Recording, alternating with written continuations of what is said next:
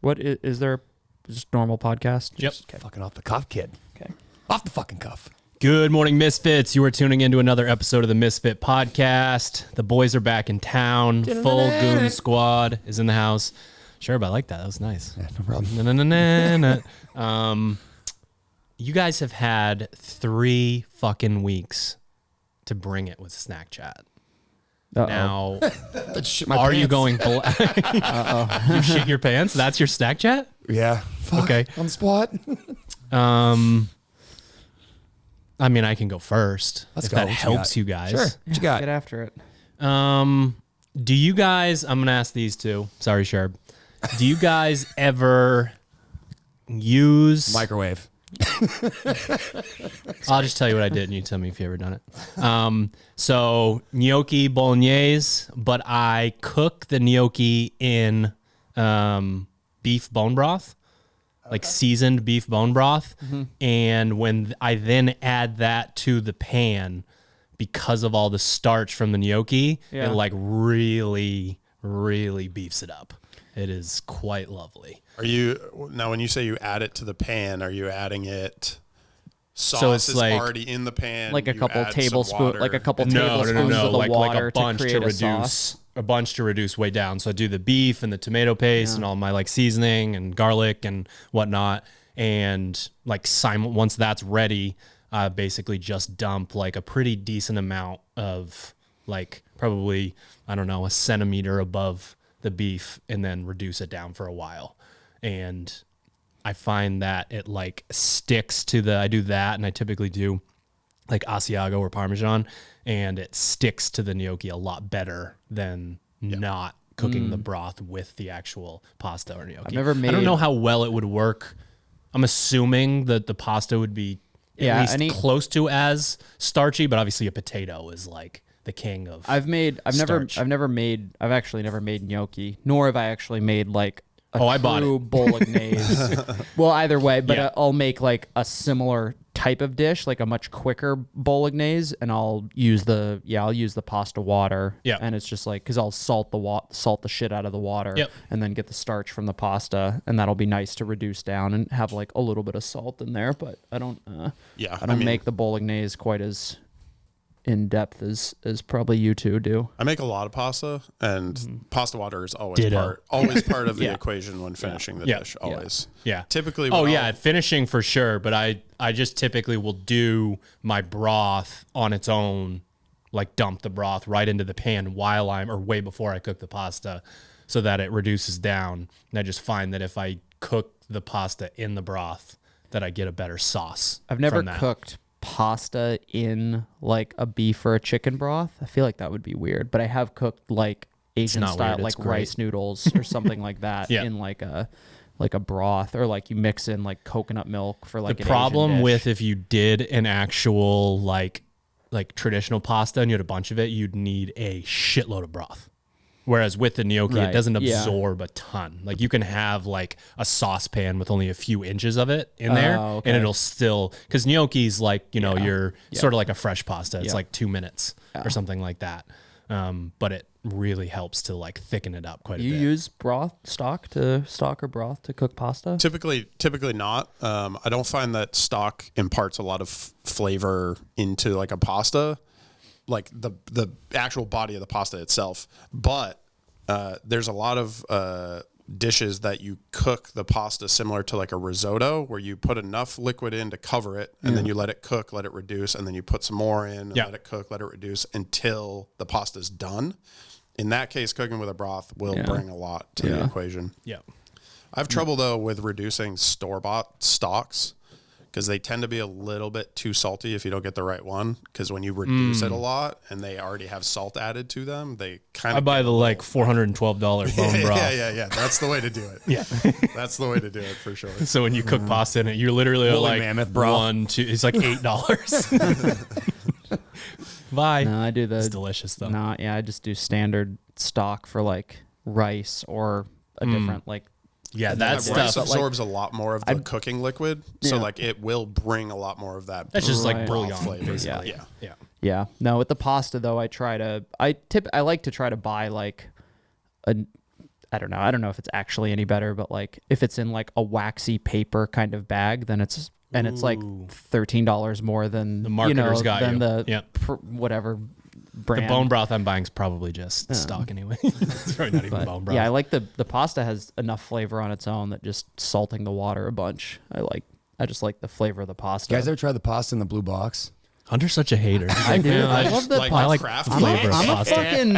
I'm not. I just like the flavor of pasta. Don't worry. I get my. What's the blue? What is the blue box? Craft. No. Craft or like Come the on, Annie's? Baril? DeCecco. Baril, Yeah. Or Yeah. DeCecco. I get the DeCecco. DeCecco's good. I find the it to old be number a little 11 bit better. thin spaghetti is pretty good. Ugh.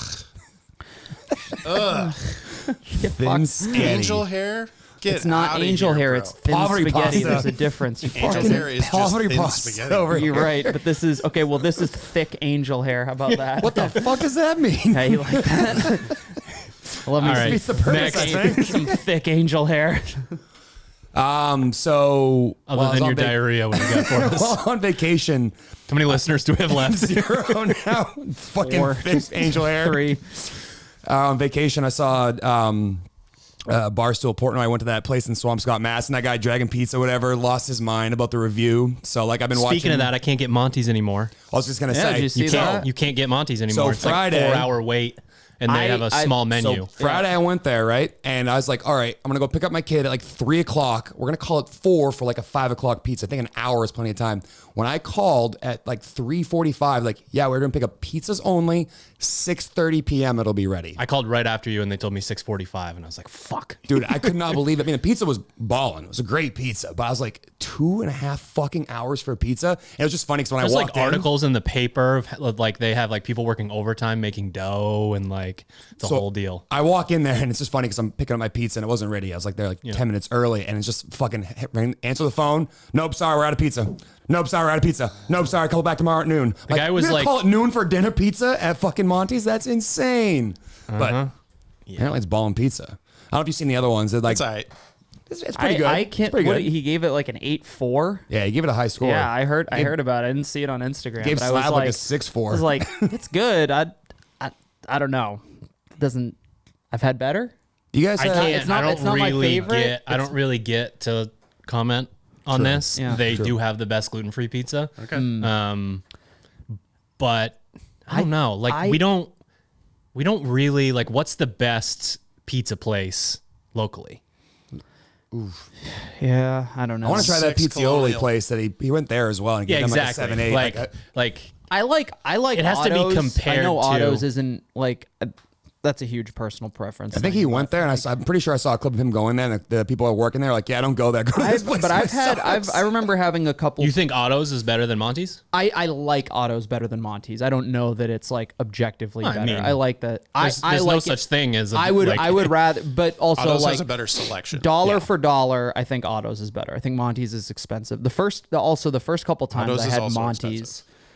It's a but $20 Monty's pie is for more my pizza. expensive. It's like $22 for the pizza I got the other day. It's pretty standard, I think. The first few times I had Monty's though, they fucked up my order, so I had like kind of a negative like association with it. I haven't had an issue. the wrong kind of pizza? Just like wrong top. Like you order something and it's just like this is not what I ordered. Just like small things and stuff like that. But I mean, I like it. I like I've had a few good places in like New York, and I remember there was one place that he reviewed. fucking shut up. But I'm saying is like he like Yes, I Nick's don't- Pizza is better than Monty's. Yes. like Pizza time. so I'm like thinking about like Sbarro. is that pizza compared to Sure. Monty's? It's Yeah, like yeah. I don't know. That's an 8.4 to me, and Monty's is like a solid 7 sort of thing. I don't know. But He's been a lot nicer on his score since the pandemic, though. He used to give people like 4s and 5s and 6s, Yeah. and then once places started going under, you kind of have to subtract a point. yeah. I hope they have a Pizza Fest next year because I want to go to that. They just had that like event where he invited a bunch of people to like. All right, fucking we get don't pizzas. need to. That's what I want to yeah. go to next year. So your snack chat. Snack is Chat was you that, and then couldn't it was get Zion's pizza, or you birthday like a did? couple weeks ago, so I got pumpkin chocolate chip cookies. So chocolate. I was into Pumpkin it. and chocolate. I did have It's fucking had a ballin'. crumble for the first time in a Oh, while. goodness. Here's the crumble update is the brown sugar Pop-Tart crumble cookie. I mean, was that's the an amazing fucking Pop-Tart. tits. It was the fucking tits. coming. But It it's was not a so Pop Tart. good. It's just the same cookie that they give you every other time. No, it was sugar. much more. I mean, it was a cookie. I heard it was pretty good. Yeah. In Pop-Tart form. Pop-Tart in cookie form? That's what it was. It was a brown sugar Pop-Tart in cookie form. Okay. Here's my snack chat. Okay. Special snack chat. Last weekend I was at my 10-year college reunion at VMI, and VMI has notoriously Did you have a biscuit? a heinous no. mess hall. Yeah, mess hall. Give it MRE? Not a great MREs experience. again? Not a great experience. It might as well have Was been. it like a hockey banquet? Did it remind you of that? The food? Because No, it's Alfredo? just like it's a standard like cafeteria where you got like the quote taco bar, and then in the back you've got like the ice cream sundae bar, and to the left of that is like the pizzas that are under the light. And I'm just like, so I did you really like it though when you were that age? No. Oh, damn. Yeah, So no. you It hated them. sucks. It's Like more it's now. always been bad. It's like Crozet They're just Hall. some kids that show up at college and they're like, I get to eat all this. They don't Yeah, even- they don't even- I mean, they don't even care that it's bad. Yeah, I didn't mind it too much, but I think like it definitely just like gets old. And we went back there, and I was like, and I like Mallory came, and I was like, we paid for the I paid, it was like 10. You can get lunch at Crozet for $10, and I was just like I'm doing this for the purpose of nostalgia. You're gonna hate this, and you're coming. I thought you were going to play it the other way. Like, I got you, girl. We got unlimited taco bar. Sunday Well, bar I over did. there. We did. That was true. She did. There was an unlimited taco bar. It just was horrible. It was exactly like I remember. It was terrific. I like the hard shells at places like that you can bend. No, was the just opposite. Oh, They're you like bend? Yeah, they're like rubbery. No, it was a bowl. It was like Sitting on the counter for 3 weeks. had all of the ingredients that you would expect at like Chipotle, but it was like every ingredient was the most bland version of that ingredient, and it canned. was just mixed together. And there's like the iceberg lettuce and black olives. I was just and thinking there's just black like, olives, lettuce, and like That's those, what it those was. fucking. It's exactly whatever crunchy you're shells. envisioning. That's what it was, and it When the tasted nachos- You went to that. Sizzler? You traveled all the way to Virginia to go to Sizzler? Fuck Sizzler. Ted, you got anything? Yeah, Oh, beat geez. that. I don't know. I have a hard time picking one Black because Ops tacos. Snapchat is basically my background music like all the time in Yeah. my head. I'm always thinking about food. But Jen and I just got back from beautiful Orlando, Florida. Price is Right. You got a showcase showdown right now. No. For the record, it might be my least favorite town in all of the United States. I hate Orlando. But we were there for the Epcot Food and Wine Festival, which is, you eat food and wine? you drink drinks. Yep. And it was pretty dope. I had some delicious dumplings from air quotes China. Okay. China. It was just Orlando. Sorry. They were just Orlando dumplings, but they were delicious. Damn it. Lots of good drinks. I had to go there. Fuck. And you had this is another snack chat topic. We'll see how long we can keep this going. You had a your favorite thing that you had is something that you probably should have in the winter, and you had it in the sweltering heat. Yeah, it was like 96 degrees, 110% humidity, and I was eating beef bourguignon from quote unquote France. It's just beef stew. France. that one I don't really have. Not as good. China. It was delicious. It was really delicious. So I get shit from my wife for eating very hot food like in the middle of the summer.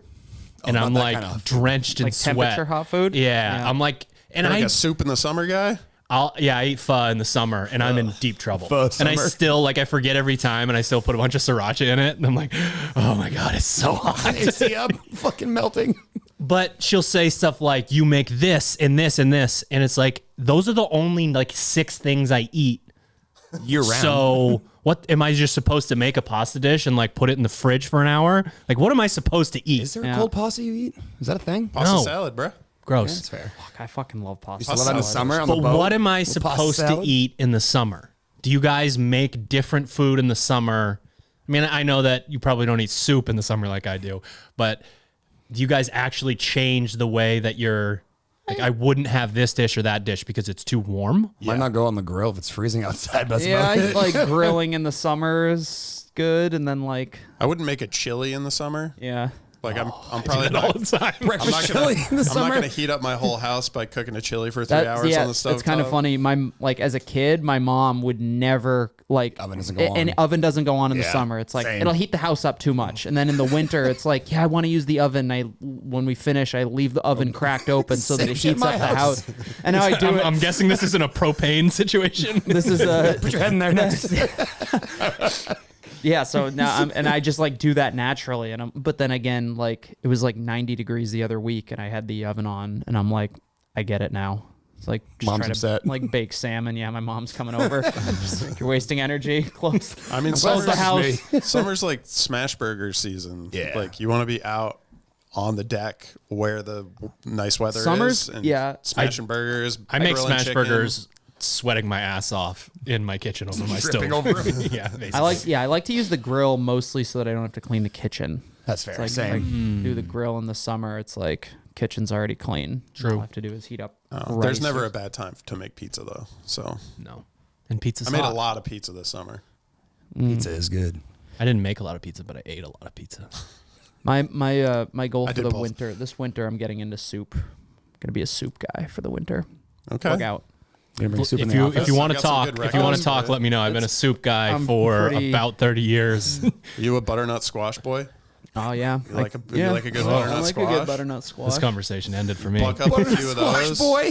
Buck up two of those and a potato, and you roast them in the oven until they're all crispy and brown, and then you put them in a pot with your mirepoix and your stock, and you let it soften, and you blend that bitch up. Yeah. Ooh, top it with pretty some good. bacon. Oh, Baby. It's better with tomatoes. I do. Tomatoes are good too, but probably not with the squash. Nope. Tomato squash soup. Tomato squash soup. Okay. CrossFit Games Good What? work. have moved Who? to Fort Worth. Did you know that? Did you just call me? I did know that. That's cold. I know an you're not email. on the gram. I got an email. Got an email? Oh, Morning that's right. Yeah, Chocolate they've sent me a emailed subject line header. Got that. 6,000. Read that subject line. What do we think? Sounds hot. You know what I'm saying? I mean, if the venue is as cool as they're supposedly saying it is, it's like, I don't know what Don Is it- Fall say. It's like the Dickies Sports brand new. They Complex, built it like 3 or brand 4 years new, ago. Designed for 8 million fans and 600,000 events. How big can they make the competition floor, though? Have you guys seen anything about that? It looks like you could do an indoor rodeo there. Like it looks that big of a floor, like ginormous. That's big. yeah, that's huge. Rodeo floors. If I went to a rodeo, it would be my first rodeo. So I do not have. go. a I went to a reference rodeo point. in Nicaragua. go. That's a time. What the fuck? Oh yeah, I saw a lot of people slinging get tamales in the fucking stands? Tossed. No, Oh, shame. slinging beers though. You see any cows die? Cervezas. Cows die? Yeah. No, they didn't do anything. I went to a rodeo Terrible like that. I went to a rodeo when I was in cool. Fort. Actually, when I was in Fort Worth last, I went to a rodeo. They killed a cow. Well, they do the like calf roping, and somebody roped that calf a little too hard, broke its neck. Whoa! Veal on the There floor. was That's children. tough. We were surrounded by screaming and crying children because they were so mortified at what happened. sleeping. Yeah, that's tough. He's It was- he's it was sleeping. No, gnarly. they did do that, but they did not accidentally Snap kill some the necks? cow. They did not snap necks. Oh yeah. There's some bodies that got tossed though. Some dudes getting fucking carted off. I'm like, that's Every once in a while, like on a Sunday, that comes on like before football. Like And PBR? when I was growing up, like because I only had like 3 TV channels, and I'd always watch it. Like, man, look at that person get fucked up by that bull. God damn. Or be like after because they'd play the 1 o'clock game, but not the 4 o'clock game on CBS back in my day. But like fucking people would just get that still happens. hammered. it by can't be those any bulls. smaller than any of the venues that we've used historically. Right, I'm About just the same size. wondering if 80, whatever Castro said, 85% of the events are going to be indoors. How much space do they have to work with? I thought they said something like it's like Are they going to be able to, like, is there a setup where there's a 200 or 400 meter track? Are they going to have to send people out of the stadium? I feel like I don't wonder if it's as big as that place in Atlanta, the Chick-fil-A center that's like fucking 20,000 square feet. What's it called? It's not a convention center. It's Yeah. an no, arena. it's just an arena. Dickies It's not a Arena. stadium.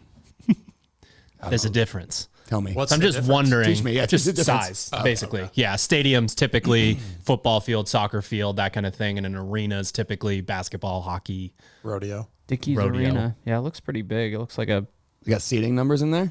How big is it? There's different setups. They announced that it's 3 levels, isn't there? Yeah, but there's different setups in terms of who comes in. Because if it's just a tiny little thing in the middle, they put more seats out. Yeah, on the floor. Kind of like 14,000 seats, $540 million venue came to life in 2019.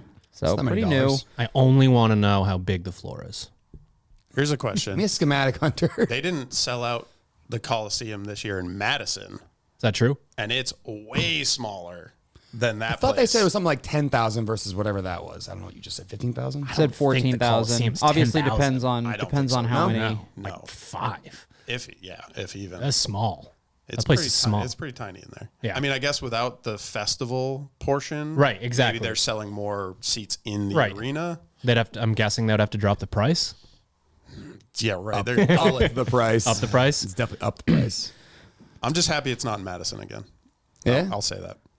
I liked not Madison. Gonna miss it. I liked Madison at first because it felt like Portland, Maine. It felt like home. Yeah. And then they started tripling the prices on everything. Yeah. And the restaurants started being more annoying. The service went to shit. You don't like spending $40,000 on hotel rooms? Yeah, no, not particularly. Wait, I thought we were going to Fort Worth, Australia this year. Isn't that what our cabbie told us? When Yes. So we had a cab driver who. We had him the year before, and I remembered because he's in a Beatles cover band. Yes, he is. And we were talking about our favorite Beatles records, and I was like, "Why don't I recognize this guy?" And then, of course, he must say 100 times a day, "I'm in a Beatles cover band," because there was no reason for it to come up, and he brought it up again. Drop that shit, the second time. What's he doing? But he told us that basically insinuated that Castro was Texted him. was in his cab and said, "We're going to Australia. We've already paid. Australia's paying for the whole thing. CrossFit doesn't have to, whatever." And we're just like, "Yeah, no, that's not true." And he wasn't really having it, so we kind of just gave up. Australia would be cool. No, they seem like they like to party. No one would go. Imagine how That would cost so much money. I wouldn't get a flight. I'd get a boat. Damn, we leaving now? do that? You leaving now? Yeah. What you got for us, Hunter? I got nothing. Yeah. I don't see anything as far as square footage. It looks I'm like just intrigued. between 9 and 14,000 spectators, depending on the event. Right. I think it's probably comparable to the Civic Center in Portland. I think as far as it looks like. It said hockey in there as well, so arena floor, basketball floor. I just think it has. Size. I think the main difference is that it has twice as many seats as a typical arena. Yeah, it said 14,000 was the largest that it listed, big. which is pretty good. That's big for an arena. A lot of arenas are 5 I feel to like 10. most NHL is around 20,000. Yep. So yeah, the Garden's between 20 and 30. I think. Yeah, I don't know. I'm just intrigued by the programming element of it. There's a football field that's on the property that like closer to a lower end college stadium, or sort of like Granite Games, kind of like the practice facility for the Vikings that we went to. not that nice. That place was nice as fuck. That was really nice. Super nice. I'm just intrigued by what will happen with programming changes if the CrossFit Games are almost entirely inside. I mean, we've been to Dallas-Fort Worth area for CrossFit stuff multiple times. It's nice. It's a pretty clean area. There's some cool shit to do. It's cities in Texas are weird because it's Texas, but obviously there's a bit more of a not hardcore right wing vibe in China. There's a bit more of that vibe. It's a little bit different. So progressive. It's incredible. I'm known for my brand. It's just not like Austin, but there is a little bit. You get a little bit of that vibe. We went to the cattle thing where they run them through the. How far is it from Austin? Couple hours. Yeah. I got to imagine it's the airport, just flying into There's 2 airports. DFW is a lot easier for. It's an international airport. Everybody. Yeah. Yep. Make it much easier than going to Chicago first, and then. Yeah, I think it's a good move aside from the question marks of either what's the temperature going to do to these athletes? Are they going to have to go early? Super early. They're going to go early morning, late night, or what does it do to the programming? It's intriguing. I wonder what the average temperature. They showed it on Morning Chalk. I think it was average 15 degrees warmer than Madison. It was 90. What about compared to Carson? Because Carson had some. Carson was hot, but it was so dry. Carson was not that hot until you got into the tennis stadium. The tennis stadium was an oven. Yeah, that's really fucking. It was crazy. Yeah, get those seats early. Like it'd be 80 outside, and it'd be like over 100 on the tennis stadium floor. It's like the dude shooting the gun at the floor in like the 2009 documentary. It's like, you guys are doing burpees on a 138-degree floor. Very nice. Austin Malleolo's like, lucky I got this spandex super suit on. I think infrastructure-wise, it makes a whole lot of sense. The Madison said thing. There's a shitload of parking. I think it's like, seems like maybe a good like blend of Madison and Carson. Yeah, well, you like think about big these city vibes. These cities are built to handle things like the Super Bowl, which let's not joke that the CrossFit Games are going to be as big as something like that. Yeah. So I think people will be a lot happier with actually being able to get an Uber, being able to get an affordable hotel room. Flights shouldn't be like absurd. I mean, I know flights right now just in general suck, but like I think it's a really good move for the spectator side of the sport to get people to actually want to go again, because it's like, okay, you tell your like aunt that you like kind of know that you've seen like 14 times in your whole life, like, hey, you want to spend 40 grand to come watch me exercise? Like making it more accessible sounds like a move in the right direction. Yeah, I think really just the fact that it's like easily accessible by air is a huge factor. Just being kind of central. There's shit to do there too, in at least right? the U.S. Yeah, I don't know. I wonder how easy it is to get from Europe. Yeah. Yeah. I mean, Fort Worth area's got pretty good like food and like city vibe and stuff like that. Good nightlife type deal. Yep. I'm intrigued. I guess that's we know how long they signed it for? How long they're going to be there? Guaranteed? No, they said it's only there. It's only guaranteed to be there in terms of the announcement next year. And there were a lot of comments about wanting the CrossFit Games to be like, we can pack up like a road show. Like we can pack this thing up and take it wherever we want. Yeah. So you would have people bidding again, I do feel like a Super Bowl or something like that. It has to be like, I feel like that has to be the direction they're going to trend, especially with just the size of the sport. Well, if they want to make it international and they can't move it across states, I feel like this is like an entry point to eventually doing that. I'd say 30 million more CrossFitters is the goal. Isn't that something like one of their like aspirations for CrossFit? I'm not sure. It was some crazy big number. So it's like you got to bring it to other places and explore new markets. But obviously understandable. Like the logistics of getting across the pond is a little pricey. Yeah, I can't imagine it's like you think about other sports that do that, like F1's kind of the easy one, and that logistical burden is obviously a lot higher, but there's got to be a relatively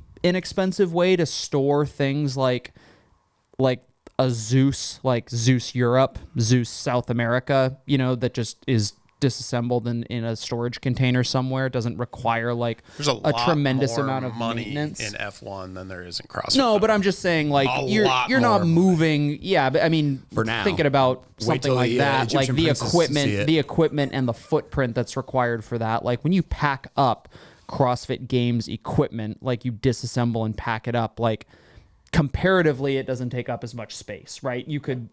Nor does it require like continuous maintenance. It's not like vehicles in F1 are going without being like maintained or. Well, it's not surprising Rogue makes shit in Texas and Ohio. Ohio is close to Madison. Like these decisions kind of make sense. Yeah. They have Rogue Europe does exist. They do, sell equipment. I have no clue where they manufacture it. If it's US and then, put on a boat, or I'm not really sure how that works, but either. I think we're still a few years away from them pulling that, because that will do the opposite for the spectator end of the sport.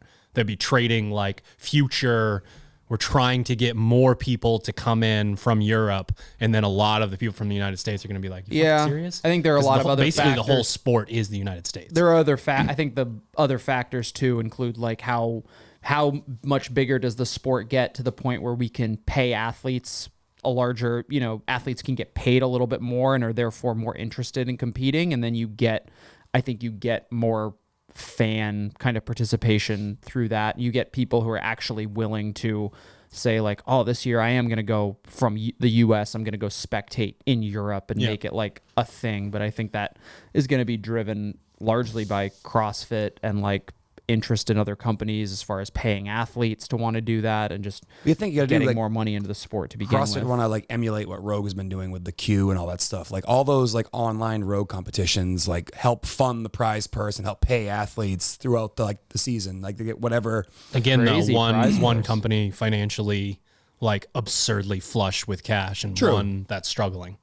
Yeah. So I don't know. I just think that, bringing back things like Team Series or like what was the weightlifting one they had? They used to have in like October. Lift off. Yeah, lift off. Like things like that I think are, obviously requires some logistics. You have teams watching videos and making sure things go out and you got to shoot the media for. But relatively speaking, I feel like that's going to be inexpensive relative to putting on an event. And that could be an easy way to put more like. As far as I can tell, the PFAA is pushing for more involvement with the season structure, and they want more opportunities to compete. Yeah. They're basically saying like, you guys need to give us more. What's the PFAA? The athlete organization? Yep, the athlete organization. And it seems like, here's the problem. You have, I think CrossFit CEO knows how to speak at engagements like that and knows how to put out a public statement of course we want to work with you guys. But when their list of demands, they're like, they say yes to 2, maybe to 3, and fuck off to like 19. You wonder how much of that is actually real. But the meeting that they had post games, it seemed like, at least from a political view standpoint, he was like, I want to work with you guys more, but it has to be a singular voice. I can't have 900 people yelling in my ear. And so if that actually is true, and the PFAA is trying to get more opportunities to compete, you got to wonder what that actually looks like. I have absolutely no clue, and I'm terrified of like every time I hear something like that, I'm like, could we just calm down for like 2 years? Yeah, give me a couple years. Yeah, of the exact same I think thing. what they want is are more things like I guess I don't know, like what is are we suggesting that things like the Rogue Invitational and Wadapalooza are like insufficient? Like is it more? I think more they're asking opportunities CrossFit to for more. compete like from like HQ. CrossFit sanctioned stuff? I don't know. Yeah. See, my thing is like, no, like let the market the market provide. Like Wadapalooza, terrific experience for the most part. Rogue Invitational, high level competition. I think it could potentially be more like what if it's you train all year and like something happens at you have a bad semifinals, weekend. Yeah, something like that. Like, is there a way to accumulate?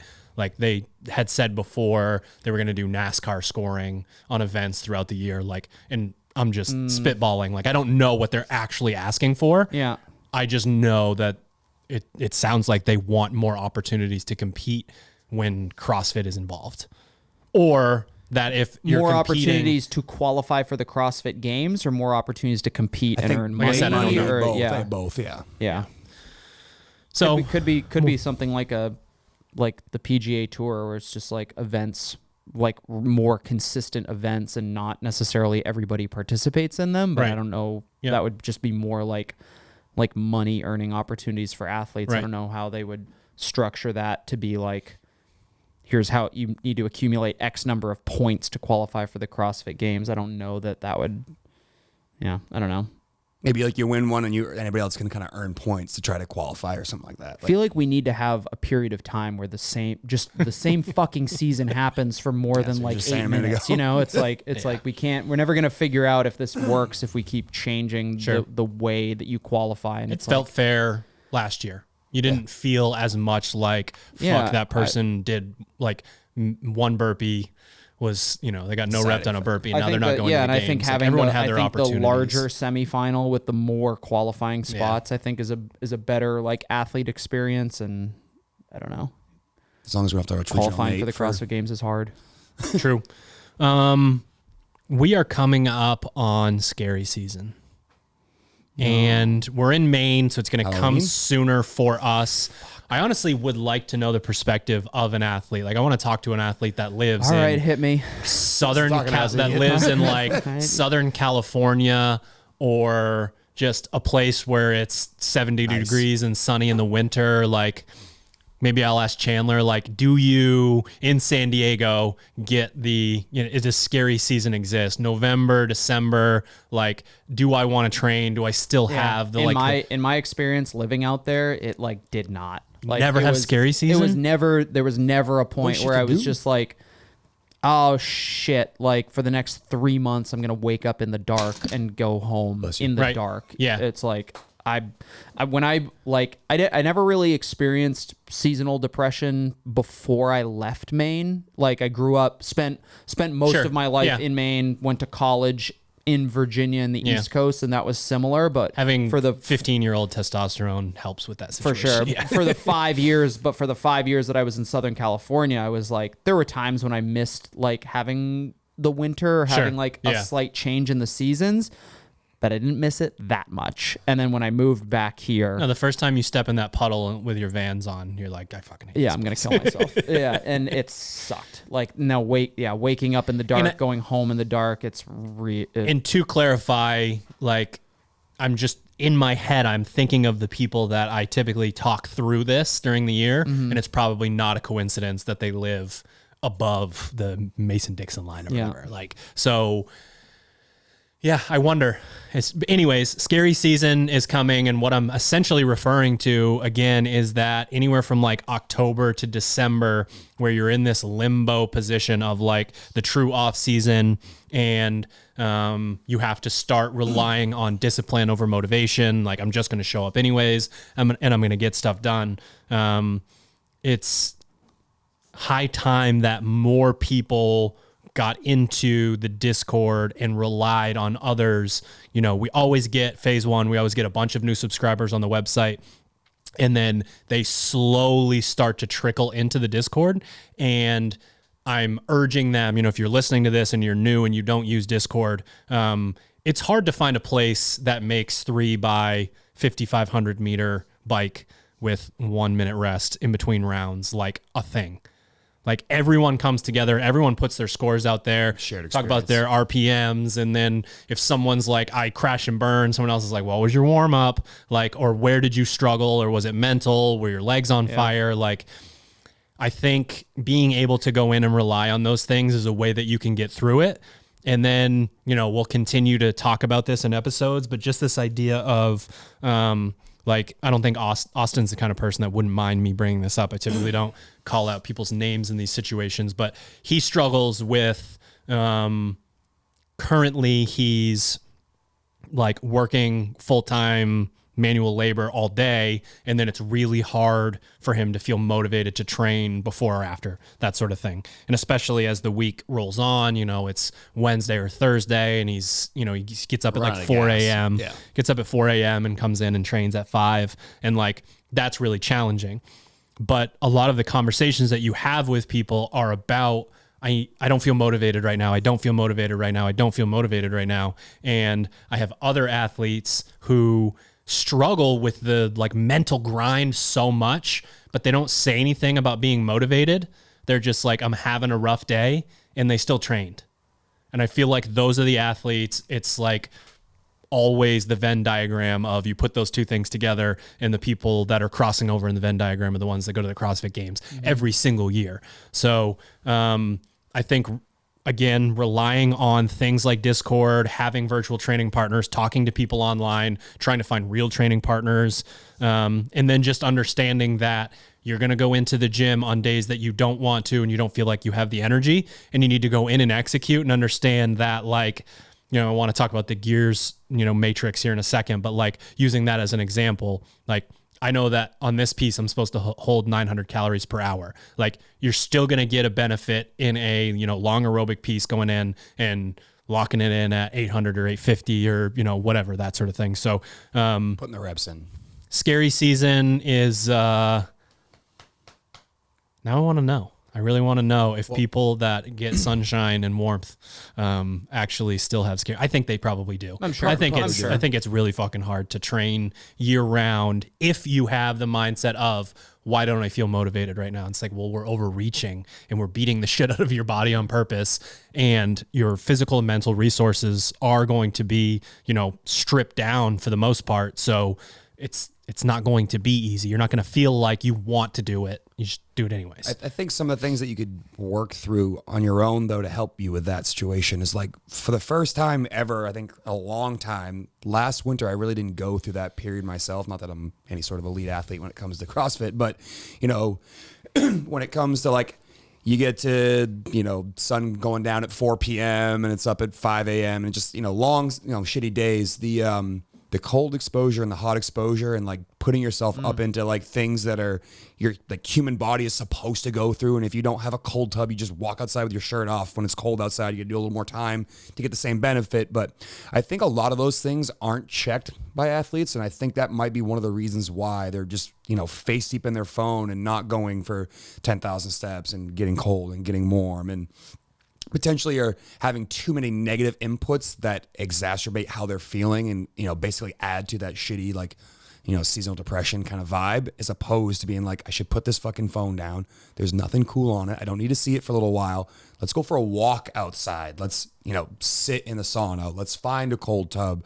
Let's have conversations with people. And I think, you know, Discord's obviously a valuable resource, and you have to be on your phone, most of you, to use Discord. But, you know, you can create that same kind of vibe with people who are in your affiliate or who share that same experience with you. Maybe not the high competitive fitness level, but just do CrossFit in general. Like, what's the great element of CrossFit is that it's a hugely social aspect to it, but you have to be willing to open up and lean into that community. And I think if more people did that and put themselves into the more human element of like, hey, this is what human beings did for thousands of years and you stopped doing it, you know, a couple hundred ago, and now this is how we all feel all the time. Like, a lot of those things would be fixed, because I really do think that helped me last year. I also think it's okay to be the type of athlete that wants to work with training partners on a pretty regular basis.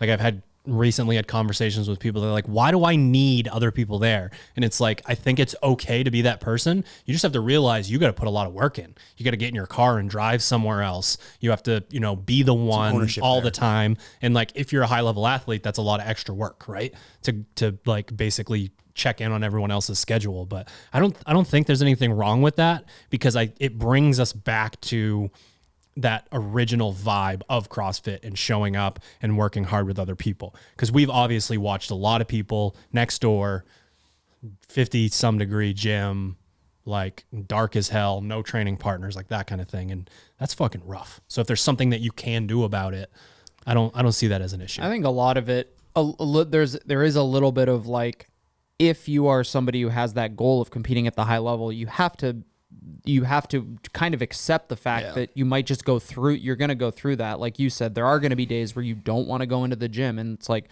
there might be days where your motivation is like low or non-existent. That's not necessarily indicative that the motivation for your original goal has changed at all, but just accepting the fact that, like, kind of going into that scary season, knowing that, yeah, there are going to be days where I'm going to not want to train, not want to, you know, do what I have to do, or hold the paces that I'm supposed to hold, or hit the weights that I'm supposed to hit, and just kind of accepting that that's going to happen, but still getting into the gym and, like you said, putting your reps in.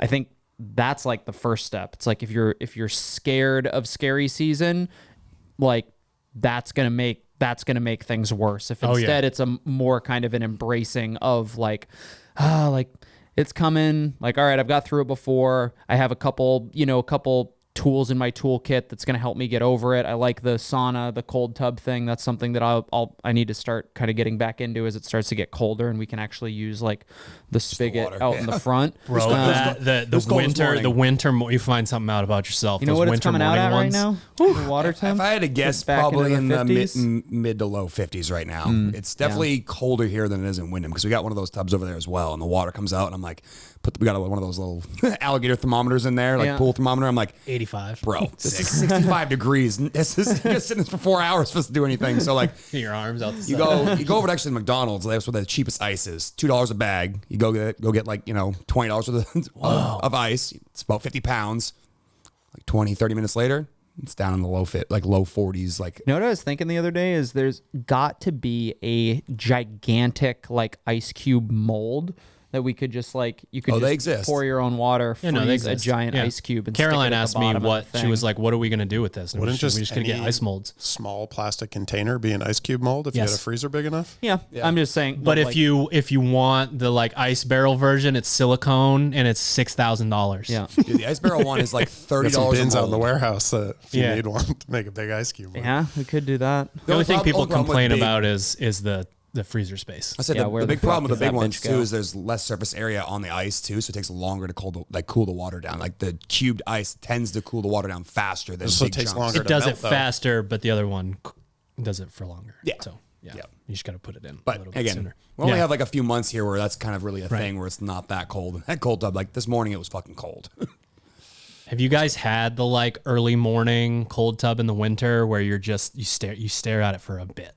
You're like, You know, you gotta stand. like in the I lobby. always know that I'm gonna get in, but there are days where like if I'm a little bit more groggy eyed, and I can imagine after dealing with a baby, it's even more special. But like I just stare at that thing like fuck you. I was in the lobby this morning giving a couple huffs and puffs, not even that fucking cold yet. I'm like, oh god, a couple months from now this is gonna be rough. But Yeah, no, I think on your end, one of the big things is some higher level athletes and some people in general, just through lifestyle, have a bit more free time.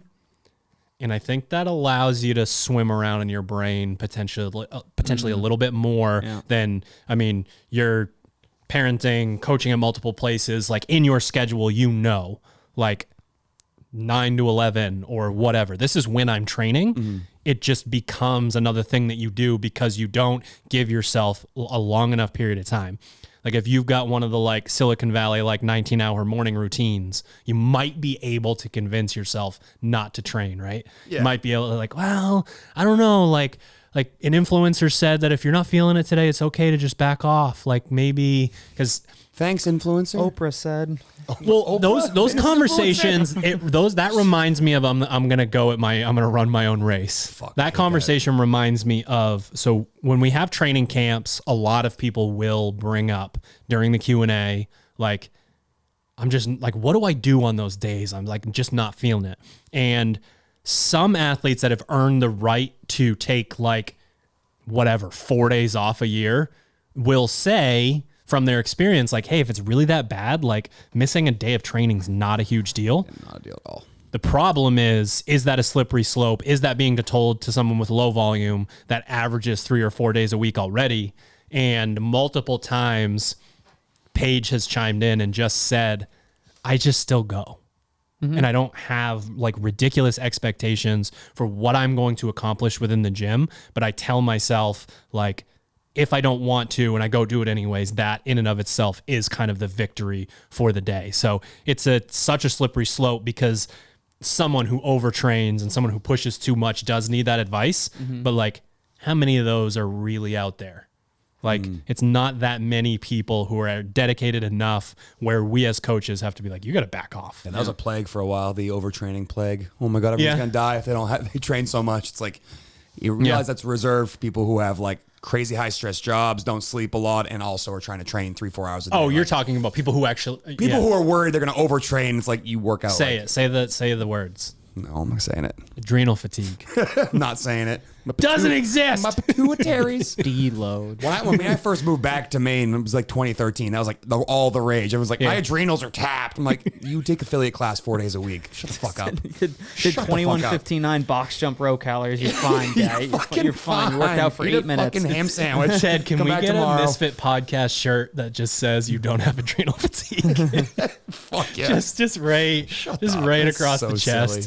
That's so silly. If you choose to take offense to it while you're reading it, that's a personal thing. That's your choice. Yeah, so I think as I start to have these conversations with remote clients, it's good to bring it up on the podcast because, I wrote my note to athletes for phase 1 that we put on Instagram, and it's easy for me to say from this chair, from my office chair when I'm typing in the workouts, but we are trying to make you feel that way. It is intentional.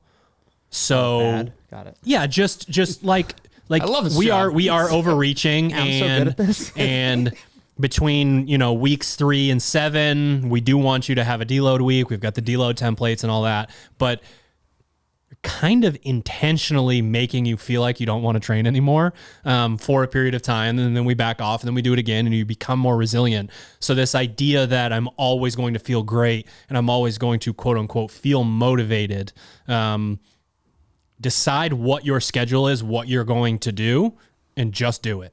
And again, there are days where you're going to feel great, where you're going to try to update your gears matrix and say, you know what, my 8th gear is actually now a 139 on the rower, and that's a big jump. And there are some days where you're like, I don't think. Yeah, I mean, at the end of the day, the goal with training is to, basically tap yourself to the maximum extent that still allows you to recover, and then if you're trying to get better the next day. If you're trying to get better, you have to be willing to and able to push right up to that line and tow it from time to time, and step on the other side of it, hoping that you obviously have to come back down, but like that's the sport. Like you're not expected to feel terrific every single day, every single week. It's that you are deliberately putting yourself in that hole just deep enough to be able to come out of it for long enough that eventually you get those, the kind of rebound overreaching effect. Yeah, I think it's really important for people to realize that you don't need to fucking pound yourself into the sand every single day. Like, I think that's what's really valuable at the Gear Matrix thing, is that I've been using that with remote athletes to be like,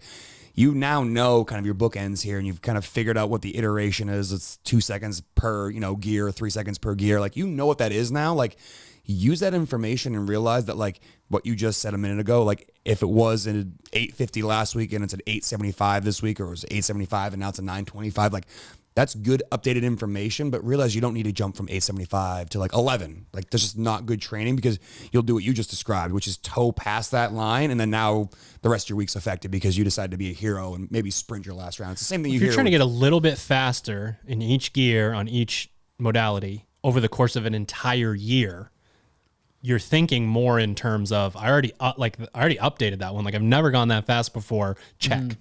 Like, if you stay locked in on that one, there's a pretty good chance you're probably going to overcorrect. Yeah. It's like, it's great that you love 500 meter rows, but like, there's also like if you are using that kind of matrix where it's like, the last time I did 90 seconds on, 4 minutes off, I held, 1200 cals an hour.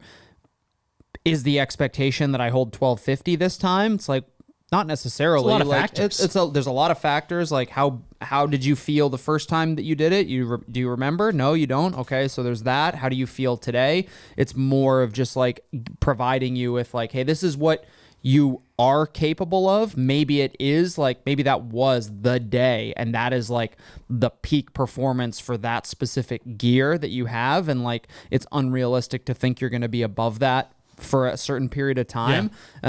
So I think keeping that in mind as well. And like on the other end too, it's like, if you don't sell yourself short, if it was like, hey, I remember I felt like shit that day, and it is reasonable that I do go faster in this situation, like that's important as well. So kind of that continuous iterative process. So we'll wrap up with, I've been working on this project for probably like 5 years. But talking about bitch work in general, in our strategy, you have 3 main levers that you can pull as far as we look at it. You could break them up into subcategories if you wanted to, but we have the zone 1, zone 2 lever. Like, we're going to ask an athlete, probably, speaking in generalities here without outliers, 1 to 3 times a week to spend 45 to 60 minutes in like low aerobic, like just working on cycle rates and strokes per minute and all that, and building up their machinery. And we don't need to go too much into that. The other lever that I consider an outlier is power output work. You could be 0.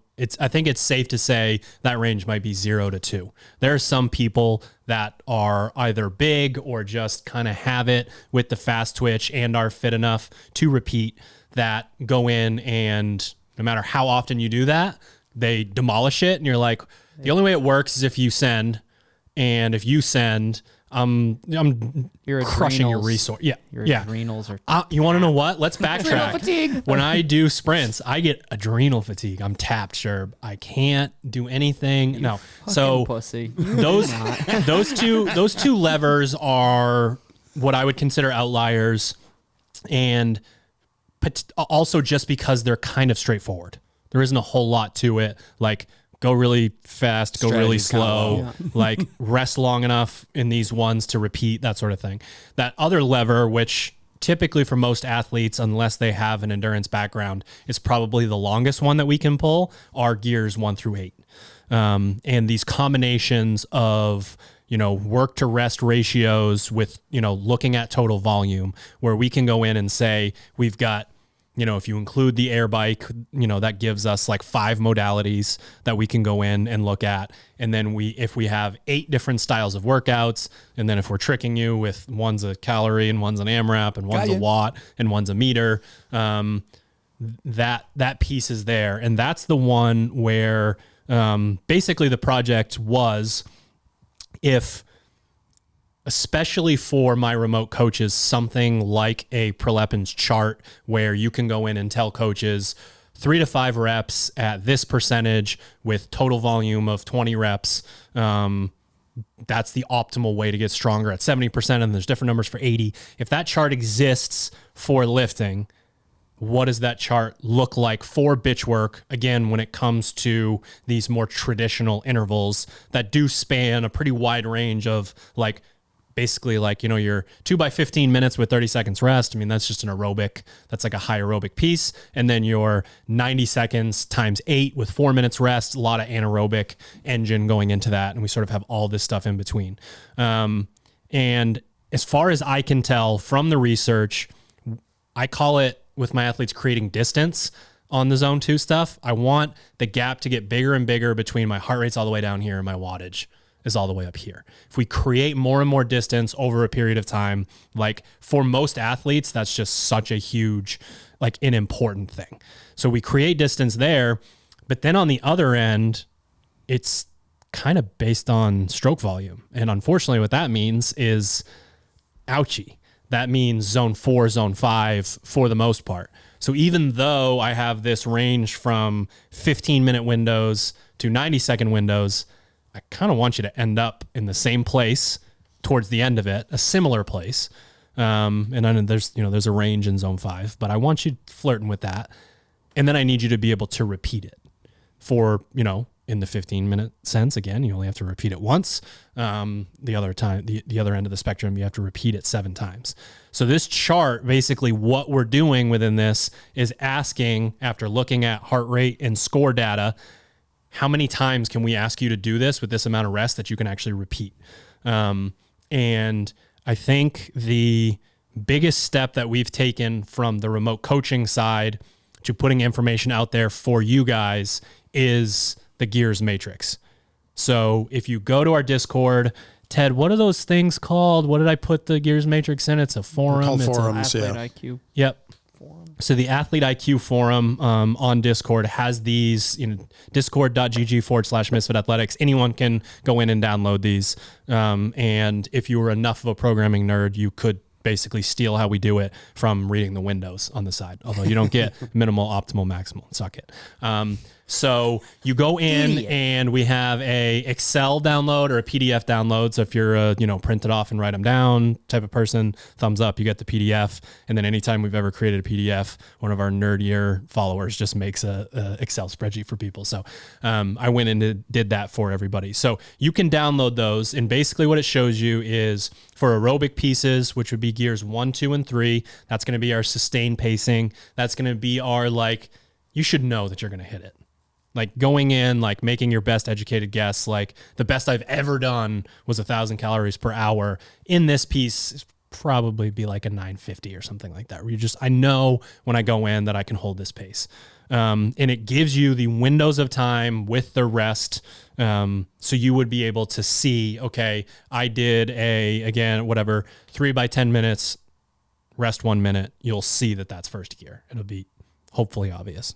I think it's obvious, to put your number in there. And then gears 4 through 8 are more on the anaerobic side, and you're filling those in. And in this matrix, you have basically all of the speeds that you would need in any of our bitch work pieces that are not zone 2 or send to be able to go in. And what we're talking about is this level of matching up your athlete IQ with the programming. We cannot, I think that chart you print it out, pee on it, light it on fire, throw it in the trash. Like it's all right. There's no, it has no use in theory without people going at the right speed. It does nothing. Like we see athletes all the time that are super fit, that bomb in certain workouts, and you have to know what those are. So I think hopefully the adoption of going in and figuring out what those gears are and trying to, again, over the course of a year, if we've got 8 gears and we've got 5 machines, you have a lot of data points that you can work on.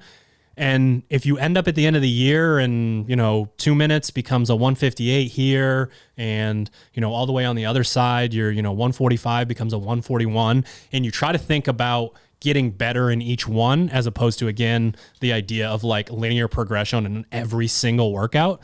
That's when I think an athlete can actually like really, really, really move the needle with this stuff. It's essentially you're thinking about, so we have like our major benchmarks, right? It's like 500 meter, we use rower, for example. Yep. Like you have your 500 meter row time, you have your 2K row, you have your 10K row, 5K row. So you know what those paces are, but in that regard, those are specific like time trial paces. Yep. The gears matrix basically fills in the gaps, right? Yep. So it's like when I'm doing an interval, what sort of paces am I holding? I think it provides more detail than like where we used to say, go faster than 2K but slower than 5K, right. Whatever that, or slower than 2K but faster than 5K.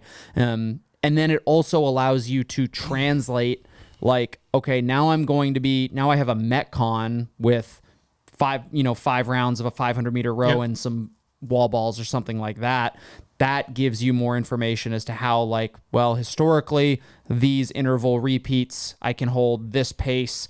Well, I'll combine it with another movement. It just gives you more information to make an educated guess as to how you should attack things like Metcons and intervals, which is the sport. You're probably not gonna have an event in the Open or quarterfinals or at the games where it's like 90 seconds on, 4 minutes off for 8 rounds. That's not necessarily where the value come from. The value is, okay, how do I use this information to maximize my training piece, and then take the information and translate it to a pace for a 3-round Metcon or a 20-minute AMRAP or something like that. And the fitter you are too, the more sandwiched together these paces become. Mm-hmm. Like can push on the machines for short periods of time and long periods of time. And his first gear and 8th gear are much closer together than mine are. So that amount of context, like you're kind of boxed in for the pace that you're going to choose. And then you can just get to work and know that you're actually doing the thing that you're supposed to be doing. Like on my end, I'm still kind of working with like, and it's not that crazy. It's like I was supposed to hold a 202 and I can only hold a 204 or something like that. But again, with his, I mean, they're separated. The gears are separated by like 1 or 2 seconds per 500 or 1K split. So it gives you so much more information. Do you have your entire matrix filled out? Do you have most? We filled it out for, I'd be curious to know how linear it is. So if you guys keep talking right now, I'll find it. Here, I'll add that. I mean, I think that the gears matrix is also useful for the very inexperienced athlete, because one thing that we kind of joke about at the affiliate is that, like, up to a certain level of fitness, we provide for our programming, we tell people like pacing instructions and the stimulus of the workout. So same thing that Misfit Athletics followers have, the cardio, muscle overload, gas stimulus, sustain, reach, simplified slightly. Just simplified a little bit more. But for an affiliate level athlete who hasn't been doing CrossFit for all that long, every fucking workout feels like Fran. It's all a gas tank workout for you. And no matter what the movements are, no matter what the combinations are, you're going to feel the same basically like you did Fran. It's just a matter of whether it's 2 minutes or for 20 minutes. And that's just like everybody experienced that in CrossFit when they first got started. A lot of it has to do with not knowing how to pace things correctly. But a lot of it is also just like your fitness does not allow you right now to have certain, you have fewer gears because that's just where your fitness is at right now. Yeah, I top out. Like I have a lot of my lower gears are just the same. Yeah. Like if I try to do, like if I do the 8 minutes by 3, my pace isn't very much different than my 15 minutes by 2. Right. So having these gears gives you, or paying attention to them, or paying attention to the fact that there is not a big difference between, it's like gears 1 through 4 are basically the same, gears 5 through 7 are basically the same, and gears 8 through, when does it end? 9 or 10? 1 through 8. 1 through 8, whatever it is, like there's not as big of a separation, and that can be informative to you as well. And also from a pacing Metcon perspective, a lot of athletes, you might have the information that you see in the gears matrix about what your paces are, but then you go out in a 20-minute Metcon like you're doing 90 seconds on, 4 minutes off, and there's an educational element there where you have to have a certain level of fitness in order to be able to shift gears. Yep. So, from 1 through 8 versus, I only have 3 gears, 1, 5, and 8. Yeah. Yeah. So just to give the example, Sherb's 8th gear, and I believe this was a C2 bike. We were talking about C2 bike. Sherb's 8th gear is 135 and his first gear was 150. So quick math tells us that if you only get a 15-second swing and there are 8 gears, you're only moving a second or two on each one. Mm-hmm. And again, I think people don't realize that actually gives you a little bit of freedom to go in and say, I already know within 1 or 2 seconds per 500 or 1K, I know what my split is, and now I can just go in and use it. The funny thing that Sherb and I were joking about the other day that you might have experienced as well on the remote coaching side is testing and training. We always talk about how different they are. Athletes cannot hold their testing pace on machines when it's broken up with rest. So if we do a time trial, an athlete, one bout of like, it's test day, I only need to be tough once, I don't need to analyze or question or whatever. So many of our athletes will go in and hold a 2-minute pace on a test, and then less volume broken up with rest total will elicit like a 1 or 2 second split lower than that, which is intriguing. Very. But I can wrap my mind around it as a bit of a hardo. Like I can.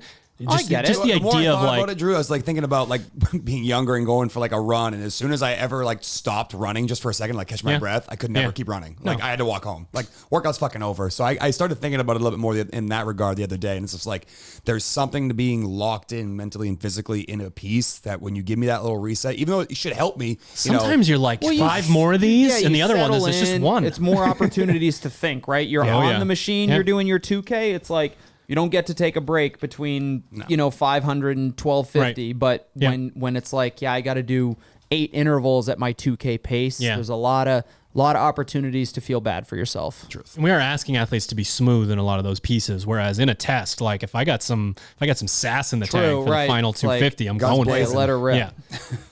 So whether this made sense or not, you guys can tell us on Discord, but the Athlete IQ Forum, I have an explanation of how to use the Gears Matrix. It's free for everybody, whether you're a subscriber or not. Go in and download that and start to fill that out and start to take a closer look at, again, probably big picture, macro, the 3 levers. How am I currently pulling those? And like if I am spending, 3 to 4.5 hours a week in zones 1 and 2, but I'm already good at that. Does that really make any sense for your training?